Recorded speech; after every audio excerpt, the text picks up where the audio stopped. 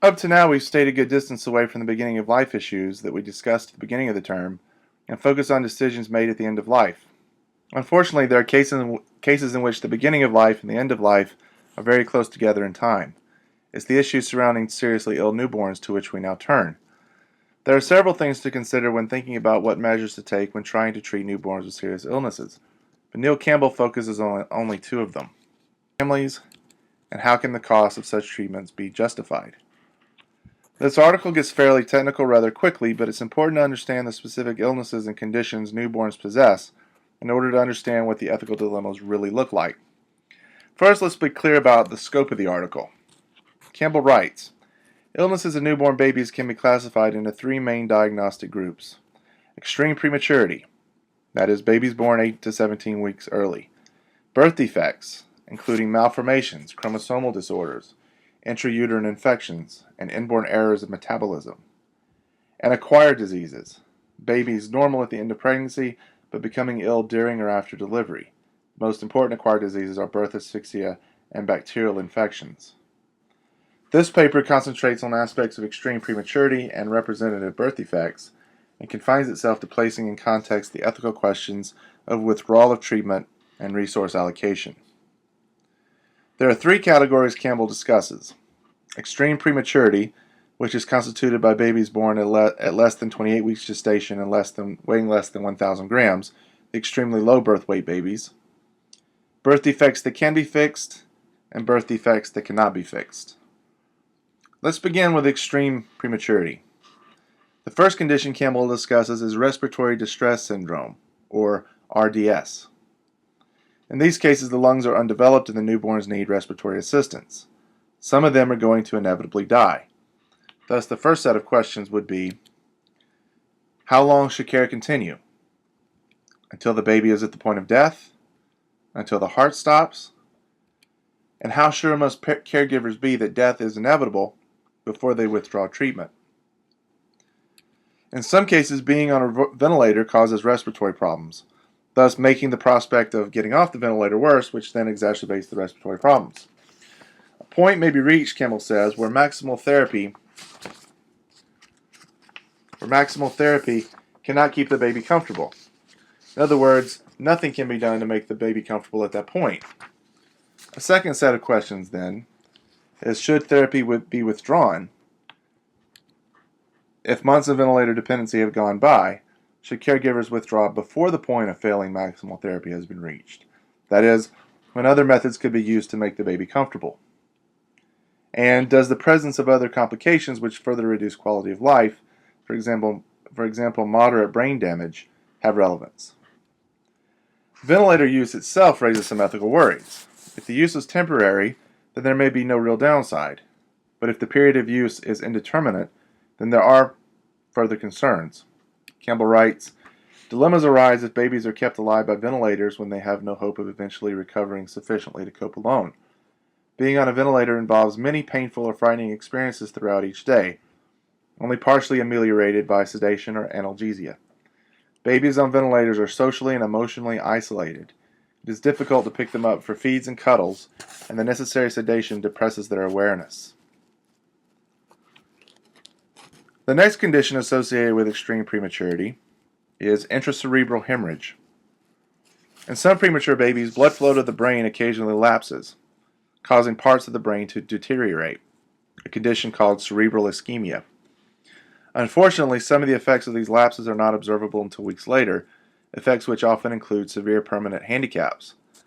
As these hemorrhages occur, life-sustaining procedures are performed, but it's not always clear what permanent damage has been done. A set of questions to consider here is, when an extremely low birth weight baby suddenly deteriorates in the first few days with a massive intracerebral hemorrhage, should life-supporting measures be discontinued? If so, what degree of risk of severe handicap would suffice? Absolute certainty, 50%. And when it becomes obvious that the permanent effects of the hemorrhages are present, should the life-supporting measures be stopped? Another condition associated with prematurity is called necrotizing enterocolitis, or NEC, a severe inflammation of the bowel.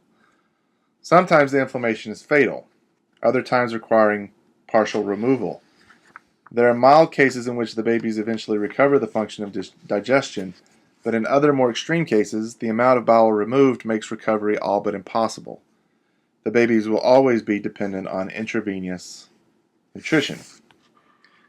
What should be done in these cases? Surgeons are aware during surgery that the amount of bowel necessary for removal will necessitate the IV nutrition. Should the life-supporting processes be discontinued at that time? IV nutrition has some negative side effects. It can cause progressive failure of the liver over several months. If surgeons choose not to discontinue life support during surgery, but the liver failure occurs months after continual IV nutrition, should life support be halted at this point? There are matters of cost to consider as well. Campbell lists some of the typical costs of caring for extremely low birth weight babies. Recovery rates are rather low, thus the costs seem to outweigh the benefits. Campbell then says, given all these considerations, many people ask whether there is a gestation and birth size below which care should not be offered. Do caregivers really have a mandate from their society to use such large resources when returns are so poor? There are also the severe handicaps listed on page 308 to consider, as well as the effects had on the families. We can see here that it's very complicated to figure out what should be done in cases of extreme prematurity. We turn our attention now to birth defects and ethical dilemmas arising from these. Campbell informs us that there are two classes: birth defects that can be fixed and those that cannot. Even with those that can be fixed, we might ask whether any treatment, no matter how difficult, painful, and costly, that is likely to be successful should be pursued. This is one ethical question, but the really difficult ones have to do with birth defects that cannot be fixed. Campbell breaks these down into three groups: those in which death is inevitable, those in which survival is assured but with severe handicaps, chronic ill health, or shortened lifespan, and those in which survival is possible but not assured, with all the other negative effects included under Category 2. In general, conditions falling in Group 1 bring with them similar problems. To what extent should life-prolonging measures be taken or continued when death is inevitable? There's a further question. When is death inevitable? And at what point? If a baby is determined not to survive beyond 6 months, is this inevitable death? 1 year? Longer? When we consider the defects, the treatment of which will ensure survival, but with severe handicaps, the general question is to what extent the quality of life bears on the decision. Campbell asks, can withholding treatment that would ensure survival be justified on the grounds of poor future quality of life? If an occasional baby might survive despite surgeries being withheld, can scheduled feeding, antibiotics, and other forms of life-prolonging care be withheld? Finally, we look at those birth defects, the chances of survival of which are only probable. Survival is not assured, but severe handicaps, should the baby survive, are assured. One class of these birth defects are those involving malformations, such as failure of the gullet to form, heart malformations, abnormalities of the kidneys, malformations of the spine, arms, hands, and legs. Even if the babies do survive, which is less than certain, they will be burdened with health problems for their entire lives. Given all of this, the question is, should the life-saving treatments be started to begin with? And if they are, but a point is reached when the outcome is sufficiently bleak, should the treatment cease then? There is a particular kind of malformation of the heart that Campbell considers, what is called hypoplastic left heart syndrome, or HLHS.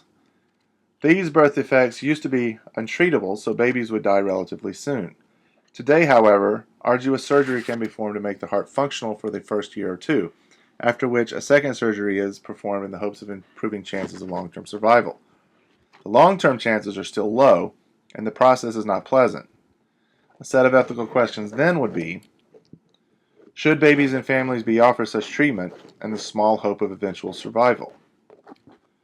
Or should it be accepted that, in some conditions, it may be better not to try? Since HLHS babies consume such large resources, is it fair on others in the system to encourage these surgeries? And finally, if these surgeries don't continue, the hope of progress is decreased. So should we sacrifice those families who pursue these options now for the sake of those who will benefit from them later? We can see that every decision presented in this article is difficult, and no one will want to be put in the position of having to choose. Notice that active measures to hasten death in cases where it might seem more humane are not even suggested. The choice is always between treatment and withholding treatment. Campbell advocates withholding treatment in cases where, quote, there is little hope of survival despite all care, or when quality of life may be unacceptably poor, unquote. Of course, there will always be disagreement in some cases over whether there is little hope of survival, or when quality of life is unacceptably poor. But not everyone will agree that treatment should be withheld even then. This is all material that we'll discuss in more detail in class.